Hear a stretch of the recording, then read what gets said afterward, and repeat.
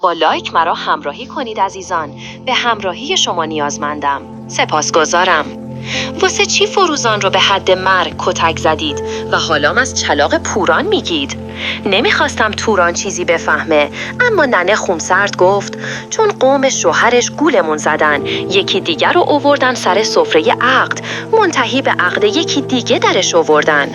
توران با شگفتی گفت یعنی چی؟ مگه میشه؟ چرا همچین کاری کردن؟ ننه با غصه گفت چون پسرشون عقب افتاده است. شیرین عقله، اون فروزان هم خبر داشته. توران با حیرت نگاهی به من انداخت و یک دفعه زد زیر خنده. اشک نشست تو چشمم. ننه از سر حرص در قندون رو پرت کرد سمت توران و گفت واقعاً که میخندی؟ جای اینکه غمخوار خواهرت باشی به درد و قصهش میخندی؟ توران بین خنده بریده بریده گفت نامزدم مهندسه، از نامزد تو سرتره. وای، یعنی عقدش کردن واسه یه پسر عقب افتاده؟ ننه گفت تو خواهری مثلا، حالا اون شوهر تو که عقلش سر جاشه چه گلی به سرمون زده جز مفت خوردن و مفت خوابیدن؟ خجالت نمیکشی جای دلداری دادن مسخره میکنی؟ توران به سختی جلوی خندش رو گرفت. ننه هم انگار دلش برای من سوخته بود که رو به توران گفت بایدم بخندی، بدبخت، تو باید به وضع خودت گریه کنی. هر که همراه تو عقد کرده الان بچهش بغلشه، تو هنوز وردل مایی. به حال و روز خواهرت میخندی؟ باز حال و روز اون خنده داره، حال و روز تو که گریه داره چی؟ ننه حسابی توران رو تحقیر کرد تا هم دل خودش خنک شه هم خنده توران جمع بشه. توران دلخور گفت از یکی دیگه دلت پره، سر من خالی میکنی ننه. اتفاقاً از تو دلم پره که به جای اینکه غمخوار خواهرت باشی داری مسخرش میکنی. شما باید پشت و پناه هم باشید، نه اینکه چشم دیدن هم رو نداشته باشید. بعدم تشریب توران زد و از سالن بیرونش کرد. توران که بیرون رفت ننه کمی به هم نزدیک شد و گفت پوران، این پسره همین امیر اصلی باهاش تنها هم بودی؟ رفتارش چطور بود؟ عین دیوونه ها، دست و پاهاش سالم بود؟ حرف چی؟ حرف میزد؟ زمزمه کردم دور از جونش عین محسن. فکر کن یه مرد 27 ساله با عقل 6-7 ساله هم حرف میزنه هم دست و پا و چهرش عادیه، فقط یه وقتایی یک چشمش انگار چپه، تو دنیای خودش سیر میکنه، آزاری هم به کسی نمیرسونه. ننه با غصه گفت این چه بختی بود نصیبت شد. هی فروزانه، ببین چه نونی تو کاسه ما گذاشت، خدا ازش نگذره. فکر کردی واسه چی همچین داغی نصیبت شده؟ از بس دلش سیاهه. ننه کلافه گفت کاش لااقل بیان تکلیف ما رو روشن کنن. سال داره تموم میشه، ما هنوز تکلیفمون مشخص نیست. با دلخوری گفتم چه تکلیفی ننه؟ مگه نگفتی طلاق؟ خب الانم خبر بفرست بیان خطبه طلاق رو جاری کنن، منم خلاص شم از این فکر و خیال. ننه آهی کشید و گفت فعلا که خبری ازشون نیست. منم خودم رو سبک نمی کنم که فردا روز هر چی شد سر من شکسته شه. وایستا یکم آقات حالش بهتر شه، بشه باهاش 2 کلمه حرف زد، بهش میگم تکلیفت رو روشن کنه. سری تکون دادم و کتابم رو باز کردم، اما فکر و خیالم جای دیگه بود. هنوز تکلیفم با خودم مشخص نبود.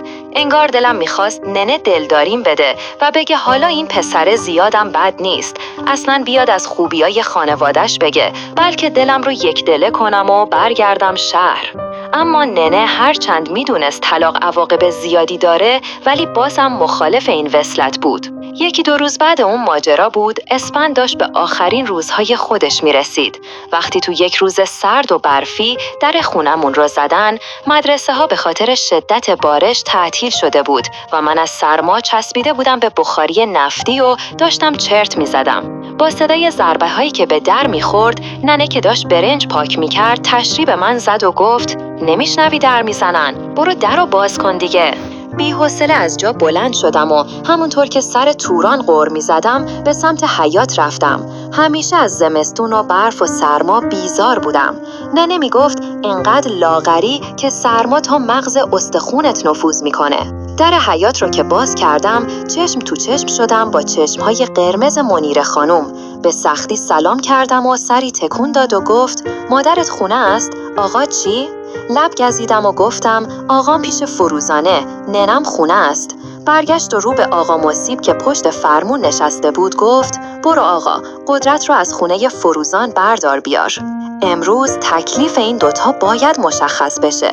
لرز افتاد به جونم. تو دلم گفتم بدبخت شدی پوران که خودت نمیدونی چی از زندگیت میخوای. اون لحظه ترسیده بودم که منیره خانوم برای بهم زدن این ازدواج اومده باشه. درسته منم همینو میخواستم، اما نه، من اینو نمیخواستم. من یک روز امیر رو دیده بودم، اما دلم براش تنگ شده بود. همش با خودم میگفتم چقدر گناه داره که حتی تو روز نمیتونه از ساختمون بیرون بزنه. اون فروزان لباس قشنگ تن این بچه کرد و به چشم همه درش آورد. بس که هی نشست این بچه رو به همه نشون داد که بگه یعنی من پسر زامم و هر بچه‌ای بیارم پسر میشه. آقا بیحال گوشه‌ای نشست و سرش رو پایین انداخت. سکوت بدی کل سالن رو گرفته بود. کمی بعد منیره خانم تک سرفه‌ای کرد و گفت انشالله دیگه غم نبینی آقا قدرت. از تقدیر و سرنوشت نمیشه فرار کرد. تقدیر شمام این بوده. آقا با صدای خفه‌ای تشکر کرد. منیره خانم چشم و ابرویی برای شوهرش آمد که یعنی تو هم ساکت نشین و یک چیزی بگو. آقا مصیب گلویی صاف کرد و گفت غرض از مزاحمت، میدونیم شما داغ دارید، ما هم سوای شما نیستیم. غم خواهرم غم منم هست.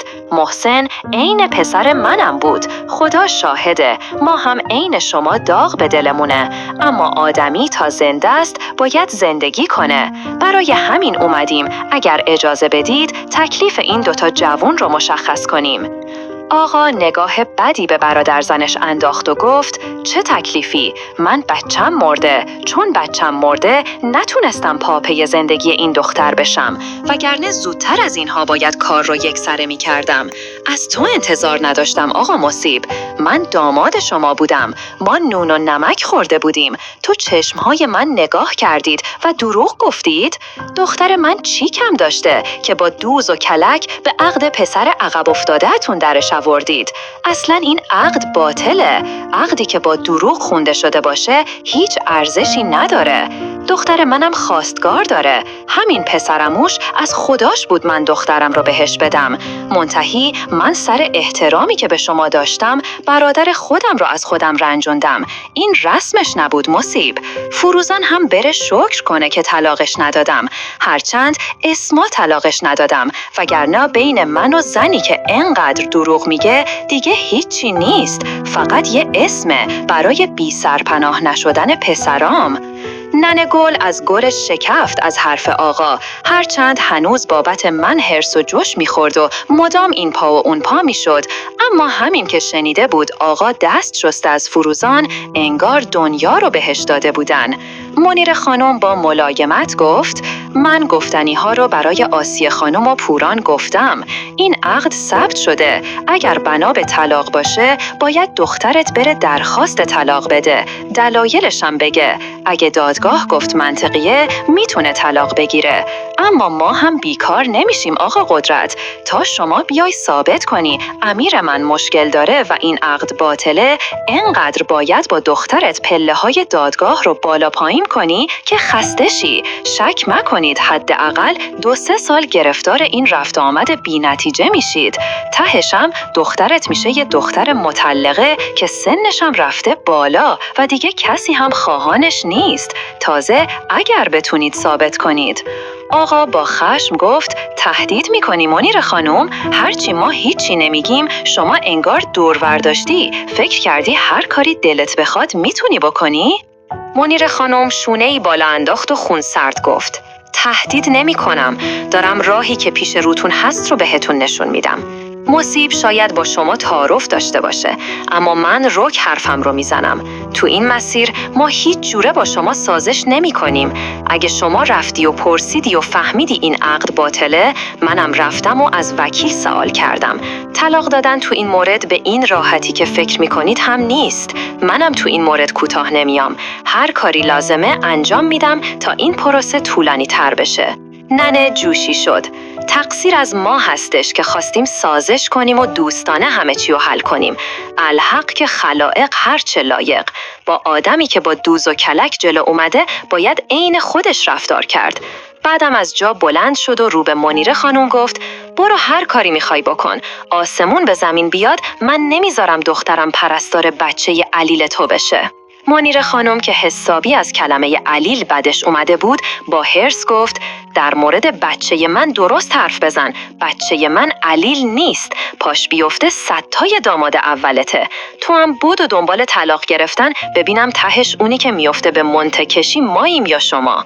اینو گفت و با خشم رو به شوهرش گفت بریم تصمیم نهایی با خودشون.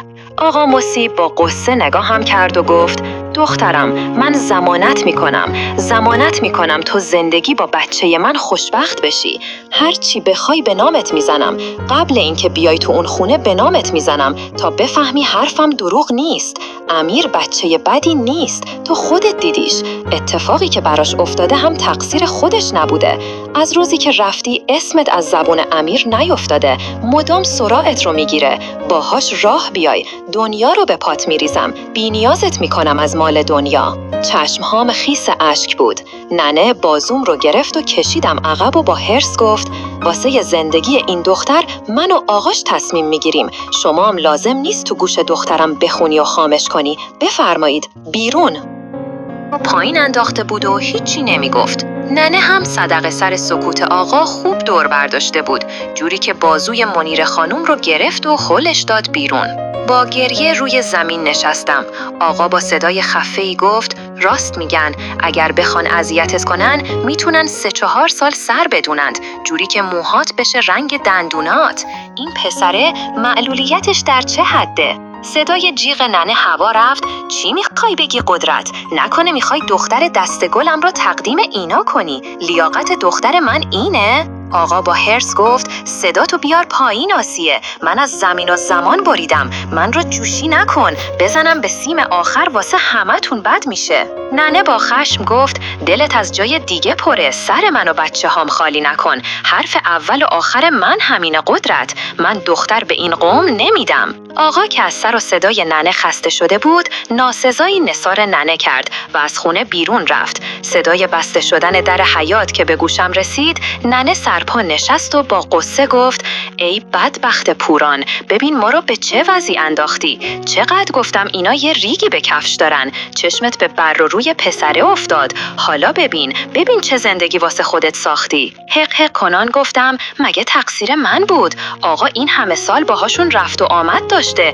من چطور شک می‌کردم؟ باید یه کاری کنیم. خوب گوش بده پوران. ببین چی میگم. اگر میگی این پسر دست و پاش سالمه و فقط عقلش مشکل داره پس زیادم آدم بدی نیست. مگه نه؟ یعنی چی ننه؟ چی میخوای بگی؟ ننه با حرص کوبید تو سرم و گفت الهی بی ننه بشی. میخوای چی بگم؟ برم آواره این دادگاه و اون دادگاه بشم بلکه بعد چند سال بتونم طلاقت رو بگیرم. بعدش چی؟ میخوای چی کار کنی؟ تا اون موقع سنت رفته بالا دیگه خواهان نداری. ننه کمی فکر کرد و گفت فعلا کاری نمی کنیم. بذار دوباره بیان منتکششی. نمیذارم مفت بری تو اون زندگی. باید قبل رفتنت خونه به نامت بزنن. باید کل مهریت رو ازشون بگیری. یه زمین تو همین 10 واسط میخرم. یه پشتوانه قوی باید داشته باشی که اگر دیدی نمیتونی با این پسر زندگی کنی بتونی جدا شی و زندگیت رو جمع کنی. لب گزیدم و گفتم یعنی باهاشون برم شهر؟ ننه سری تکون داد و گفت فعلا نه. بذار ببینم بازم میان یا نه. من که میگم میان. اینا به این راحتی بی خیالتون نمیشن. مخصوصا که مدام میگفتن پسر دلبسته تو شده. ننه راست میگفت. منیره خانم به این راحتی دست بردار نبود. 2 روز بعد اون ماجرا دوباره سر و کلش پیدا شد. این بار با عمه سوری اومده بود. اگر میدونست ننه چشم دیدن عمه سوری رو نداره قطعاً عمه رو برای پادرمونی انتخاب نمیکرد. ننه که چشمش به عمه سوری افتاد بدتر افتاد رو دنده لج. هرچی عمه گفت ننه حرف خودشو زد.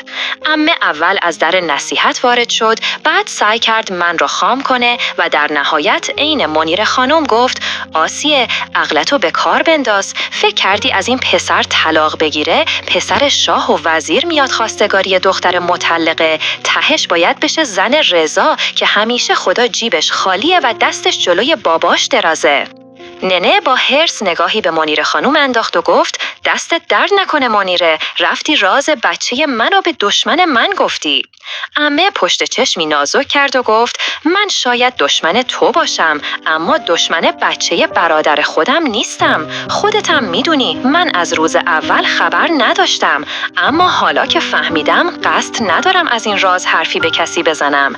بیا و کوتاه بیا آسیه، بذار چند ماه این دو نفر با هم زندگی کنن، بعدش هرچی خود پوری خواست. ننه نیم نگاهی به من انداخت. میدونستم میترسه با مخالفت زیادش منیر خانوم کلن بیخیال این ماجرا بشه. بعد سکوتی کوتاه ننه گلویی صاف کرد و گفت 2 ماه، فقط 2 ماه اجازه میدم پوران باهاتون بیاد، اونم نه همینطور مفت و مجانی. منیر خانم گل از گلش شکفت و گفت هرچی بگید به روی چشم. ننه سری گفت 1 خونه تو شهر باید به نامش کنید و 1 زمین تو ده، مهریش هم باید همین الان بدید.